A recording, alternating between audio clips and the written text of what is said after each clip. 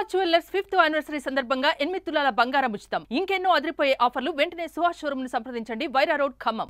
చూపరులకు చూడటానికే భయం కలిగే రూపం. ఎక్కడి నుంచి వచ్చాడో తెలియదు. ఎవ్వరితోనూ మాట్లాడాడు, మౌనంగా కనిపిస్తాడు. తనలో తానే గొనుక్కుంటాడు. శరీరం పైన చాలని చిరిగిన బట్టలు, మాసిపోయిన గడ్డం, బలహీనపడ్డ శరీరం, వణుకుతున్న ఒళ్ళు.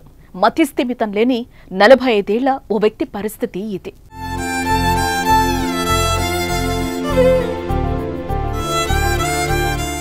జీవితంలో ఏం కోల్పోయాడో, ఎవరు మోసం చేశారో, ఎంత కష్టం వచ్చిందో పాపం ఇలా అయిపోయాడు.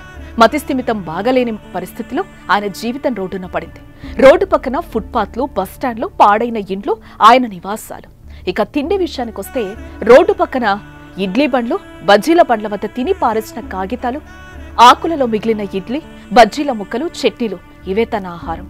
తెలంగాణ రాష్ట్రం ఖమ్మం జిల్లాలో ఉన్నటువంటి నేలకొండపల్లి మండల కేంద్రంలో మరి బైపాస్లో ఉన్నటువంటి ఒక బ్రిడ్జి కింద ఏ పేరు చెప్పలేకుండా, ఏం పేరో తెలియదు, ఏ ఊరో తెలియదు, ఏ జిల్లా తెలియదు, కానీ తెలుగు మాట్లాడుతున్నాడు. గతంలో ఎవరు పలకరించినా కానీ పలకని మనిషి. ఒంటి మీద బట్టలన్నీ చినిగిపోయి మాసిన బట్టలతో సపరేలు లేకుండా దీనహీనమైన స్థితిలో ఉండి ఆకలేస్తే ఎవరిని అడగలేక మరి పెడదామన్నా కానీ ఇతని రూపం చూసి ప్రజలకు భయం వేస్తుంది. మరి రాత్రిపూట ఇడ్లీ బండ్ల దగ్గర తినేసిన కాగితాల్లో మిగిలిన ఆహారం ఉంటే, వాడైన ఆహారం ఉంటే అది తీసుకొని తింటున్నాడు. అయితే గత కొన్ని రోజుల నుంచి ఖమ్మం జిల్లా నేలకొండపల్లి గ్రామంలో సదరు వ్యక్తి సంచరిస్తున్నాడు. అతడి రూపం చూసి స్థానికులు భయపడినా అతడు మాత్రం ఎవరికి హాని చేయడు. జాలిపడి ఎవరేమైనా తినడానికి తిండి, వేసుకోవటానికి వస్త్రాలిచ్చినా తీసుకోవడం. కోపంగా చూస్తూ వెళ్లిపోతాడు. రాత్రి వేళల్లో గ్రామ సమీపంలోని ప్రభుత్వ డిగ్రీ, జూనియర్ కళాశాలల వద్ద నేషనల్ హైవే బైపాస్ రోడ్డు వంతెన కింద రాతి బండలపైన నిద్రిస్తాడు. ఇలా మానసిక పరిస్థితి ఏమాత్రం బాగలేని సదరు వ్యక్తి దయనీయ పరిస్థితి చూసిన మానవత్వం ఉన్న వారెవరైనా జాలిపడక తప్పదు. అయితే సదరు వ్యక్తి దయనీయ పరిస్థితి చూసి చలించారు స్థానిక సిపిఎం నాయకుడు ఏటుకూరి రామారావు. దీంతో వెంటనే ఖమ్మం నగరంలోని అన్నం సేవ ట్రస్ట్ నిర్వాహకులు అన్నం శ్రీనివాసరావుకు సమాచారం ఇచ్చారు. దీంతో ఆ వ్యక్తిని వారు చేరదీశారు. ఇక మతిస్థిమితం లేని వ్యక్తి పరిస్థితిని చూసి చలించిపోయారు అన్నం శ్రీనివాసరావు. ఆ వ్యక్తిది ఏ జిల్లా, ఏ మండలం, ఏ గ్రామమో తెలియదు, కానీ కొద్దిగా తెలుగులో మాట్లాడుతున్నట్లుగా గుర్తించారు. ఆ వ్యక్తిని తన సేవా ట్రస్ట్ కు తీసుకెళ్లి మెరుగైన వైద్యం అందించి మంచి ఆహారం పెట్టి పరిపూర్ణ ఆరోగ్యవంతుడిగా తీర్చిదిద్ది అనంతరం తన కుటుంబ సభ్యులకు అప్పగించారు.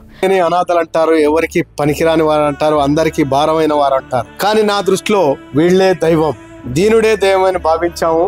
ఆ దైవాన్ని ఇల్లనే గుడికి, తన కన్నవారి దగ్గరికి, తోబుట్టుల దగ్గరికి పంపిస్తుంది అన్నం ఫౌండేషన్. ఇలాంటి వారిని ఇప్పటి వరకు ఎంతో మందిని చేరదీసి బాగు చేసి అయిన వారికి, సమాజానికి భారమైన వారందరూ మాకు ఎప్పటికీ భారం కారు. మానవ సేవే మాధవ సేవగా ప్రతి ఒక్కరూ భావించి ఎక్కడైనా మతిస్థిమితం లేని వారు కనిపిస్తే అన్నం సేవ ట్రస్ట్ కు సమాచారం అందిస్తే వారిని కూడా ఆరోగ్యవంతులుగా తీర్చిదిద్దుతామంటున్నారు అన్నం శ్రీనివాసరావు. తెలుసా నాగేశ్వరరావు? ఈయన ఎవరో తెలుసా? పెదనాన్న కొడుకు. ఏమవుతాడు? ఏం పేరు? చంచయ్య గారు. ఇప్పుడు ఇక్కడ ఫోటో ఉంది కదా, ఈ ఫోటోలో ఉంది ఎవరు? నువ్వేనా? అంటే అప్పుడు నీకు ఇట్లున్నావు కదా, నీకు తెలుస్తుందా నేను ఇట్లా అయిపోయాను అని నీకు అర్థమవుతుందా? ఏం చేసావు అప్పుడు? తప్పిపోయి వచ్చిన తర్వాత అసలు ఎక్కడున్నావు, ఎక్కడి నుంచి ఎక్కడికి వచ్చావు, ఏమైనా గుర్తుందా?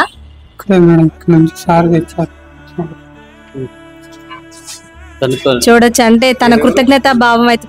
ఇప్పుడు ఈయన ఎవరు? ఈయన గారు ఎవరు? బావగారు.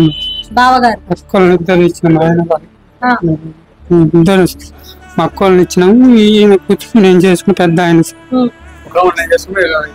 ఎంతమంది పిల్లలు?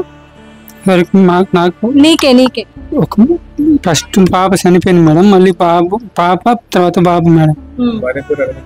మీ భార్య పేరు ఏంటి? లక్ష్మీదేవి మేడం. చూసిన నుంచి ఏంటంటే ఇంకా సంవత్సరం అయింది, మనిషి లేడు అనుకున్నాము. అటు మనిషి చిక్కిండు.